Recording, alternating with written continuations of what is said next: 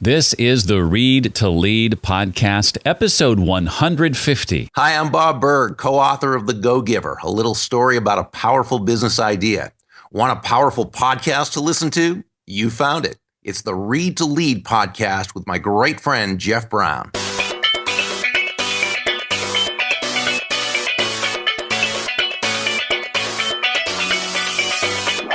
One road to success for a team or a company is predictability. If your folks who are working for you know how you're going to react, that brings some calm. Welcome to the Read to Lead podcast with Jeff Brown.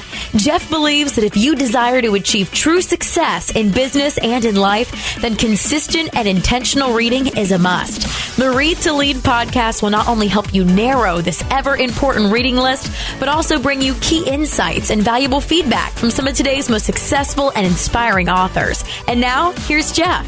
Good day to you and welcome to the podcast that is dedicated to your personal and professional growth, where we talk about leadership as well as personal growth, productivity, career, business, marketing, sales, entrepreneurship, and more. In just a few minutes, you and I are going to be joined by Justin Constantine. He's the author of My Battlefield, Your Office Leadership Lessons from the Front Lines. I'm going to ask Justin about why he believes anyone can learn the skills necessary to become an effective leader, why it's critical that leaders be willing to lean on others for support, how humility and self-confidence go hand in hand, and a lot more. I'll bring Justin on in just a minute or two. First, I wanted to share with you a quick personal and somewhat embarrassing story. I was talking to my friend Jeff Sanders a few months ago, Jeff over at the 5 a.m. Miracle podcast, where he talks about productivity and fitness, among other things. And Jeff was telling me about a new sponsor he has on his show called State and Liberty. They make men's shirts. And Jeff was suggesting that I reach out to them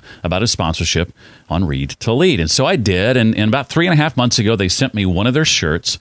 And they make shirts that have sort of an athletic cut to them. They're narrower around the waist. They sent me one in the mail. I tried the shirt on, and I was mortified. Let's say I'm one of those guys whose middle is a little bit bigger than his chest, and the shirt looked absolutely terrible. I was very disappointed, not only about the potential for a sponsorship, but also because I looked so bad in the shirts. But here's what happened. I had been running off and on for about a year, and I had tapered off quite a bit and wasn't doing it nearly as regularly as I had been.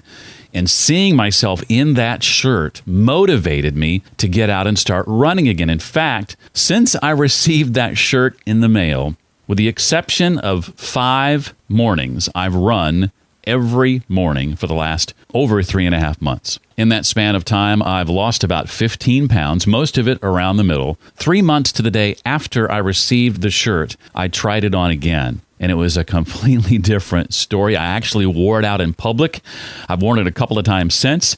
I reached back out to Lee over at State and Liberty and said, hey, I want to order a couple of more shirts. I wore one of those yesterday to a family function. I love the way these shirts look on me. They motivated me. One single shirt motivated me to get in shape when I saw just how out of shape I had gotten. Isn't it amazing how that works? It's embarrassing somewhat to share that with you, but I share that in case you're someone like me who thinks, oh, an athletically cut shirt, that's not going to work on me. Well, let it be a motivator to you, if nothing else, like it was to me. I highly encourage you to check out stateandliberty.com. They're offering a discount to you as a listener. Just use the discount code READ to LEAD, all one word, at checkout to save 10%. You can also pick up gift cards for that special someone. Again, stateandliberty.com. Use the discount code READ to LEAD to save 10% on your order. And just for fun, on the show notes page for this episode, readtoleadpodcast.com/150, I've put a picture of myself in the first shirt I ordered. That one I looked terrible in initially. It's called the Carter, by the way. I wish I had thought to take a before picture. Unfortunately, I didn't. But you can see how it looks on me now. I absolutely love it. And the other two I recently picked up. Again, it's stateandliberty.com. Use Read to Lead at checkout for 10% off. Justin Constantine is a former Marine and attorney and now an inspirational speaker and leadership consultant. He survived, of all things, a gunshot wound to the head while serving in Iraq. His writing on military and leadership issues have been featured in such outlets as CNN, Time, The Washington Post, The Atlantic, Forbes magazine, and USA Today. Justin is a presidential leadership scholar and a fellow with the Truman National Security Project, and he's an expert in overcoming adversity, leadership, and veteran employment. His book that we're talking about today is called My Battlefield, Your Office, Leadership Lessons from the Front Lines. Justin, it's my privilege and honor to welcome you to the Read to Lead podcast. Well, thanks, Jeff. It's a real honor to be here. Thank you for having me. Well, I think that the question on everyone's mind, and the thing I want to start with, is how in the world does one survive a shot to the head from a sniper? It wasn't from training. I was just fortunate enough to be surrounded by some great people who did everything exactly right when I needed the most. This was back in 2006 in Iraq. There was a lot going on. It was a very kinetic time. We were on one of our patrols. We knew there was a sniper in the area because he'd already killed a few other Marines leading up to the preceding 2 weeks. And when I was shot, the Marines around me thought I had been killed because of all the blood, but the corpsman rolled me over. I wasn't breathing. He somehow, even though the bullet hit me behind my left ear and exploded out of my mouth, and even though that had just happened, he was able to somehow perform rescue breathing on me, and then he cut open my throat to perform an emergency tracheotomy so I wouldn't drown in my own blood. And he and the battalion commander were able to just keep me alive until they got me to an aid station not too far away. And then the doctors were able to take over from there. And when I was writing the book, I actually interviewed the doctors, and they said up to that point, no one had survived an injury like this. But they were able to take what they learned and develop some protocols to save some other Marines after me. Oh, that's amazing. That's amazing. Yeah. Well, 10 years removed from that now, what are some of the daily difficulties that you face as a result of that day? Well, as you can probably already tell, I don't see perfectly clearly. So it's a minor in the grand scheme of things, but it can still be pretty aggravating. I have bottom dentures now. I don't have upper teeth, but I'm waiting on upper dentures. I'm in the process of hopefully getting those. So I don't bite into food, and that's been very difficult. And so I also drool a little bit, and so that's annoying. And I can't see out of one eye, so my right eye compensates, but that's a challenge. And I can't run because the doctors took bones out of my legs to use in reconstructing my upper and lower jaw. So all these pale in comparison to the injury itself, but certainly there are daily reminders several times over, and the way I look. So it's never going to go away. Well, it certainly puts the average person's problems in perspective, to say the least. That's for sure. Yeah. Well, I know as you wrote the book, you had a particular kind of person in mind. Who would you say the book My Battlefield, Your Office is ultimately written for? Yeah, thanks, Jeff. I specifically wrote it for mid-level managers who had worked hard and been promoted as employees, or promoted to management positions, but never had any training to lead people along the way. And I think millions of people across our country fall in this category. And so I wanted to take the leadership lessons we learned in the Marine Corps and use every day there and transfer them to the private sector, some basic principles that could help everyone just feel more comfortable with leading people, which is a lot different than just doing your job.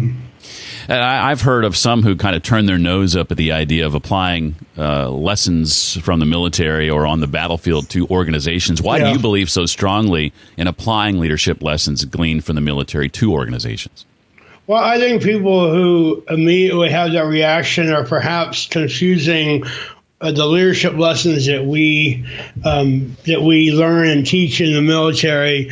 I think they're immediately thinking of a literal battlefield situation where it's direct orders and combat and stuff. The vast majority of time in the military is not like that. Even the majority of time in a combat theater, unless you're on a special forces team, is not like that. And so what it comes down to is the basic principles, which I think any CEO would celebrate, which is taking care of your people and putting them first, providing clear vision and strategy, accepting change, working well with each other, focusing on teamwork, and time-tested principles like that. We just stress them very overtly in the Marine Corps. Perhaps that's not done quite so much in the private sector. Now, you mentioned a moment ago that you wrote the book for the kind of person who is often promoted to a position of leadership but doesn't have the training to go along with it. So is it your belief that anyone can learn the skills necessary for effective leadership? Yes, I do, Jeff, come from the philosophy that leaders are made, not born. Now, I know there are a few individuals out there who are born leaders. Certainly, it's a matter of charisma and some other internal factors, but I do think anyone can learn if they make it a priority, if they put the time in. It's just like anything else. I mean, I know that you're a Malcolm Gladwell fan and you understand the 10,000 hours principle. And I'm not saying it takes 10,000 hours to learn how to be a leader, but the idea is the same, where you have to focus on it and read and watch others and take notes and maybe mental notes and then implement what you've learned. But it's definitely a skill set that can be learned. You talk a lot about having a core set of principles. Share how having that core set of principles, Justin, can help eliminate things like indecisiveness. Well, it's important for you and for your team members who work with and for you, because I think one road to success for a team or a company is predictability. And if your folks who are working for you know how you're going to react in a certain situation, that brings some calm to whatever that situation, whatever that challenge is that's on the horizon, even if that means laying down the law. Because we had an instance in Iraq, and I wrote about in the book, where one of our guys did something he wasn't supposed to do, and it was a silly mistake, and he was somewhat senior, and the junior Marines knew he had done that, and they were certainly watching to see what my reaction would be, and so I dealt with it appropriately. And if I hadn't done that, if I hadn't lived by the principles and following the rules that we're supposed to there, that would have set a tone which would not have been good for anybody. And so the same was in the private sector, where if people understand what your values are and what your vision is at the same time, that is a key component of success to be able to do that. Then they know how to get on the same page with you. I think typically people want to work together and work towards a common goal. And the easier you make it, the more transparent you are, then your whole team will be able to succeed. Well, Justin says you can't lead everybody the same way and realistically expect the same results. Justin, can you expound on that a little bit? Well, certainly, and I talk about leadership isn't necessarily about painting with a broad brush, but with a fine point, because people are people, and people all come from different backgrounds and ways of learning and experiences, and so what may work for you and may not work for many of your listeners, and so I've been on the receiving end of that, and I have seen in offices where I worked, particularly in the government, where the manager just said, treat everyone the same, and whether it was for better or worse. And you can just see that the way they communicate works with one person, but not the other. And as a manager, if you're not taking the time to figure out how to communicate best with each person there, you're kind of doing your whole team a disservice. And so I just think that it makes sense that because people are all different, that sometimes we learn different ways, and that we need individual attention on different things. I know for me, as a young leader, I used to view things like asking for help as a weakness, as a sign of weakness, and sometimes I even struggle with that today as a husband. Why is it critical, in your opinion, Justin, that leaders not be afraid to lean on others for support? Well, thanks for asking that. And in fact, I do a lot of keynote presentations, and that's my main business as an inspirational speaker. And one of the messages I put out there is asking for help is okay, and leaning on others is a sign of strength, not weakness. And I do think, as a leader, you are setting the tone every day. You are a role model for those around you. And when people see that you're okay with asking for help, that will make them feel the same way. And there's no reason for any of us to go around just struggling to get things done on our own when we can do more together. Now, I'm certainly not saying it's okay to advocate all your responsibilities and put it on someone else. When I was first injured, I didn't want help from anyone. I was very embarrassed about what happened. I was I told my parents not to invite my friends to the hospital. I just felt it was mission failure. If I could go back and redo anything about my recovery, it would be that mindset. And so I learned that it's certainly okay to ask for help when it's warranted. I do think that people view asking for help as a weakness. I think that's completely wrong in most situations.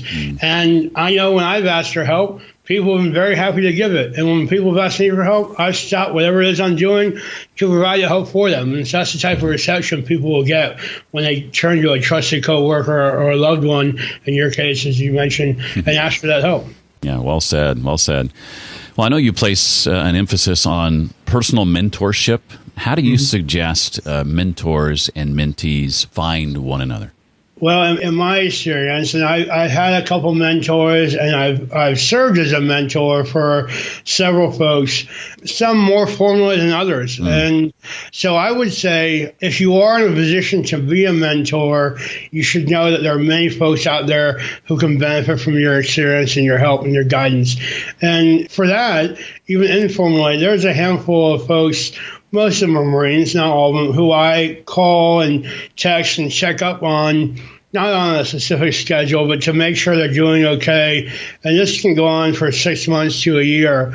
And so that's just on my own awareness of messaging that they've given me that maybe I need some help in some capacity. I reach out, and this ties in asking for help.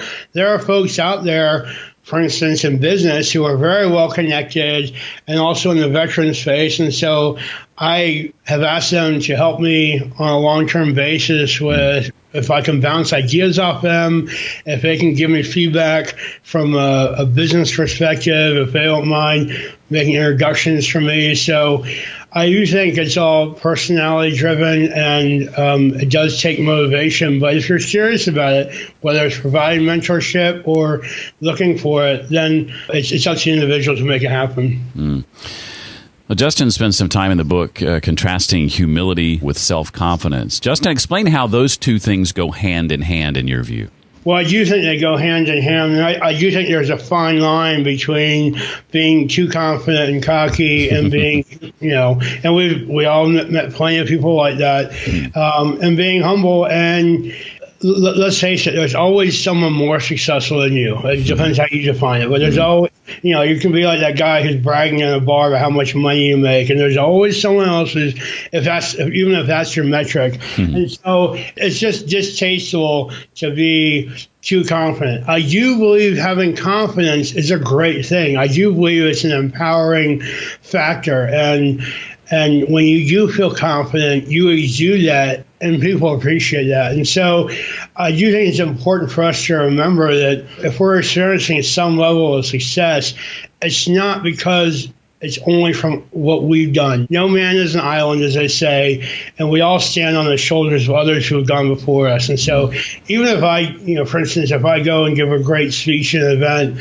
that's because a corpsman and some Marines saved me 10 years ago. It's because my wife was there when I needed her to be there the most, and because hundreds of people have helped me along the way.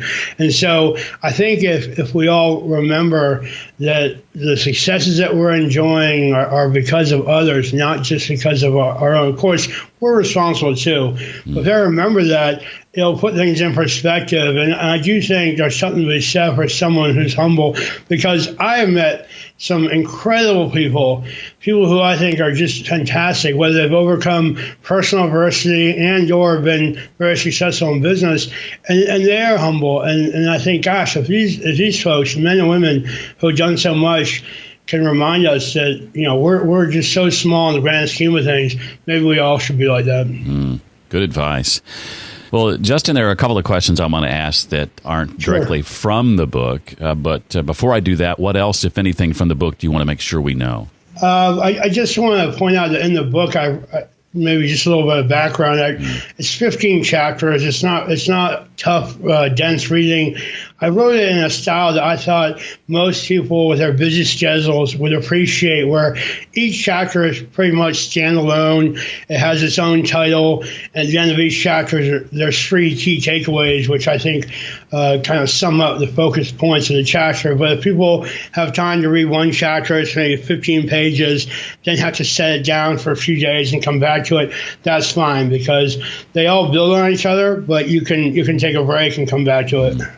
I personally appreciate a book that is laid out that way, and very much enjoy the key takeaway reminders at the end. That helps me internalize it and increases the likelihood I'm going to remember what I'm reading. So I appreciate that about it. Sure. Well, think for a moment about the books, Justin, you've read over the years. I'm sure they are many. What would you say are the 2 or 3 titles that immediately come to mind as having had the biggest impact on you? It's funny, I'm looking right now at my desk. I have about 10 books that I've either received recently or people have given books to read. And actually this morning I just started, I'm sure you've read Daniel Pink's To Sell is Human. Mm-hmm. I hadn't read that yet. I just read the introduction this morning. You asked about books that I've already read. I'm kind of changing it. I'm very excited to read this book. I think it's important to a lot of us. But I also have not read Napoleon Hill's, and I have 2 of his books right here. And I just know from talking to the close friends how important his books are. But on not a business level, but on a social level, I recently read 12 Years a Slave, and that was really impactful to me.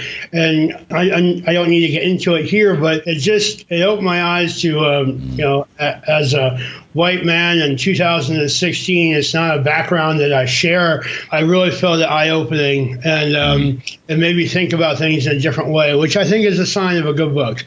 I also read recently Deep Work, and that made me think about how I should be spending my time instead of just caught up in the mundane details, email and tasks, really to carve out time each day or each week to spend big chunks of time on the things that are truly important to myself and my business. And I think that's important for all of us. Well, as someone who does quite a bit of public speaking as an inspirational speaker, you've done a TED Talk. What are some of your tips for delivering an impactful and memorable public talk? Well, I can't stress enough, at least for me, is the preparation. And this was true when I was a trial lawyer in the Marine Corps. I did criminal defense and criminal prosecution. And I noticed a big difference between those who prepared their points and prepared their arguments versus those who kind of waited and just thought they could wing it and shoot off the hip to the jury. And I think that's true for speaking as well. If you're going to give a keynote speech, whether it's 10 minutes or an hour, I think it's critical that you, of course, you know your material, but that you really know your opening and your closing, because that's the opening sets the tone for where you're going to go. You're sending a message to the audience right away on what you're going to talk about, and they're going to decide on purpose or not if they're in tune or if they care about what you're talking about. So if you're looking down your notes while you're explaining that part, that's messaging that you're not really prepared. And I do think there are some very basic speaking tips which are important, which you see good speakers use all the time, which is knowing your material well enough so you can move around the stage, speaking slowly enough, using humor. I use humor when I talk. I talk about being shot, but there are ways to laugh at things that happen to us. Like I talk about the corpsman who saved my life. He had never performed that type of surgery on a human being before. He had done it once. And I make a joke and I say, and this is true, he had performed that surgery on a pig. And I don't know what it says about me, but that pig survived. And so did I. And, it's true. It's also kind of funny. And it makes people understand it's not super, super serious. Like I'm moving past the 10 minutes after I was shot. And so I do think there are some basic tips like that speakers could employ. And also getting to the closing, like people like to have a quick summary, I think, but really just to show your appreciation for being there as a speaker. You're lucky you have been picked to come speak at that event. And I think if you focus on some of those basics, you'll do a good job. But it's all about being comfortable with your topic and sticking to the ideas that you know about. Like Daniel Pink can get there and talk about anything related to selling and a number of other things. I'm not going to get there and talk about selling, but I am going to talk about adversity and inspiration and leadership, and I stick to what I know about, and I'm not trying to be all things to all people. Yeah, that's something I think a lot of people could learn from, for sure. Well, I was just checking Amazon a moment ago, and if Amazon is correct, the paperback version, at least, of your book has been out 1 year as of today. So congratulations are over there. I didn't realize that. So what is next for you, Justin? What are you and your team working on now that you're excited about? Yeah, well, thanks. I have a couple of things that I'm really excited about. I'm working on another book, which I will hope to wrap up early next year. It's an inspirational book. It's called American Inspiration, 10 Reasons Why You Can Overcome Any Adversity in Life. And I've interviewed 10 other wounded warriors, American service members who were injured in Vietnam, Bosnia, Afghanistan, and Iraq. And they all have incredible stories. They've all gone through some very traumatic incidents, but have come back and have done great things in their communities and in business. And so I'm writing the first and last chapters, and then the 10 chapters in the middle. I've interviewed all of them, and so I'm telling their stories, what worked for them, my thoughts about what happened to them and how they've been so successful, and pointing out that we can all overcome adversity based on the lessons we learned from these men and women. So I'm excited about that. And also, in about 2 weeks, I'm releasing a product I've been working hard on, which is a desktop calendar. Doesn't sound special, although there are no desktop calendars. This is the kind where you rip off a day every day of the year. And there's nothing out there for veterans. So I created one called Every Day is Veterans Day. And every day it's a picture of a beautiful monument or memorial from D.C.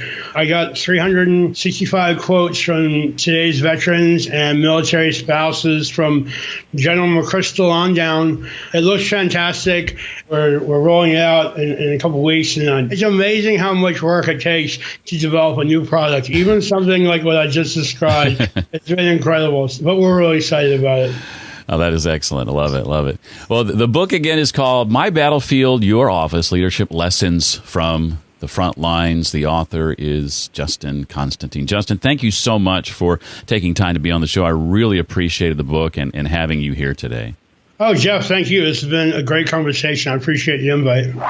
For more on how to connect with Justin and the books and resources we talked about, visit the show notes page created just for this episode. That's at readtoleadpodcast.com/150 for episode 150. That's also where you can go to see a picture of me in my new shirt from State and Liberty. Be sure and check them out, stateandliberty.com, and use the discount code READ2LEAD. I want to say a big thanks to Manoj Kalra, I hope I'm pronouncing that correctly, I'm probably not, from India, who says in his 5-star rating and review on iTunes, Read to Lead is an amazing podcast, Jeff. You're my companion when I'm driving to the office every day on the busy roads of India. Thanks for bringing such great content to my ears. Keep it up. Well, thank you for those kind words, Manoj, and for the 5-star rating and review. You can leave one as well if you like. readtoleadpodcast.com/iTunes or on Stitcher at readtoleadpodcast.com/Stitcher. Well, that does it for this week. I look forward to seeing you next time for the Read to Lead podcast. Thanks so much for listening to the Read to Lead podcast. As a subscriber, we challenge you to be more than just a passive listener. Become a vital member of the community. Visit us on the web at readtoleadpodcast.com. Until next time, remember, leaders read and readers lead.